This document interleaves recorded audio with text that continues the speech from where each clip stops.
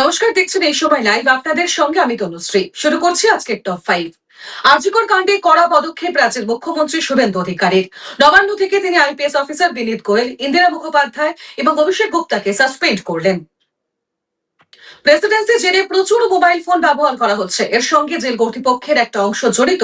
শুক্রবার দুপুরে নবান্নে সাংবাদিক বৈঠকে বললেন মুখ্যমন্ত্রী শুভেন্দু অধিকারী। প্রেসিডেন্সি জেলের ঘটনায় সাসপেন্ড 2 পুলিশ আধিকারিক। এবার থেকে বিধানসভা অধিবেশন সরাসরি সম্প্রচার হবে, ঘোষণা করলেন মুখ্যমন্ত্রী শুভেন্দু অধিকারী। 15 মে শুক্রবার বিধানসভায় ঘোষণা মুখ্যমন্ত্রীর। বিধানসভার স্পিকার পদে নির্বাচিত হলেন কোচবিহার দক্ষিণের বিজেপি বিধায়ক রথীন্দ্রনাথ বসু। শুক্রবার মুখ্যমন্ত্রী শুভেন্দু অধিকারী তার নাম প্রস্তাব করেন। নতুন স্পিকারকে স্বাগত জানালেন প্রোটেম স্পিকার তাপস রায়। যুদ্ধের আবহে আশঙ্কা শক্তি করে এবার পেট্রোল ডিজেলের দাম বাড়লো সিএনজির দামও এক ধাক্কায় লিটার প্রতি 3 টাকা দাম বাড়লো দুই জ্বালানিরই।